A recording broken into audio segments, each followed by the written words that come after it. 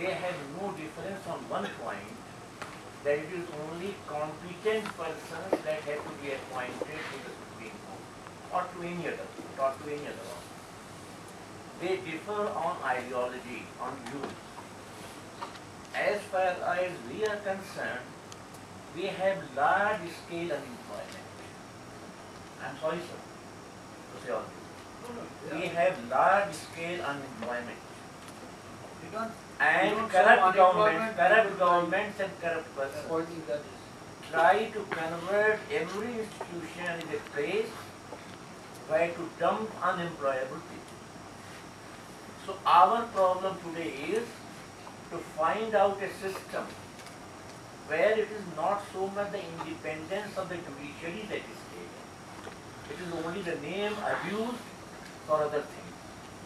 Because the independence of judiciary does not depend so much on who appoints and who does not appoint. So many persons play the role as middlemen.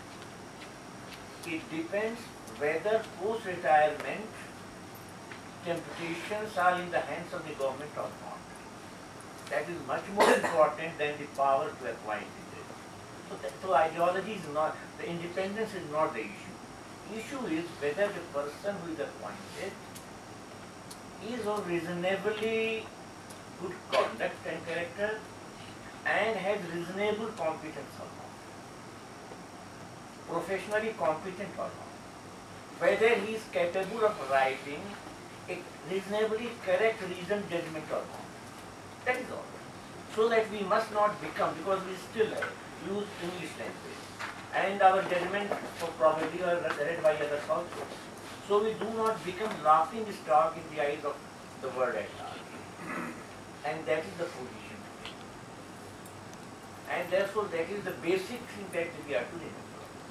That we must find out a system whereby we are able to get correct persons to be judges of the court, especially the High Court.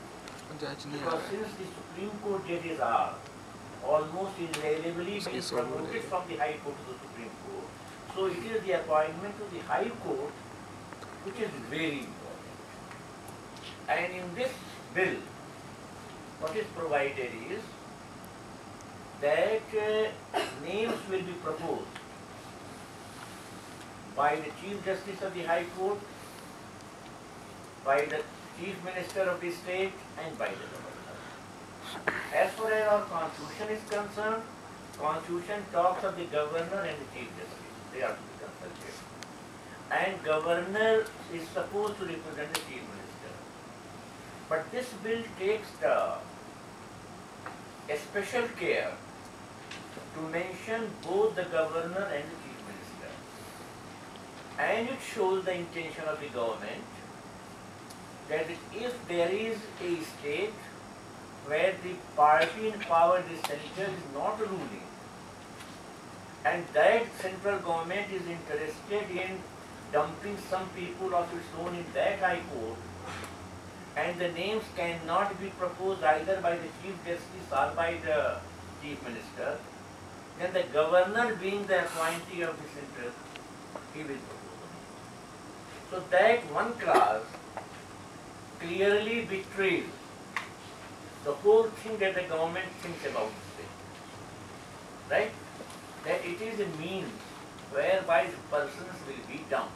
It is in India it is not a question of ideology, left, right, and we unnecessarily confuse ourselves. And we all are of one ideology.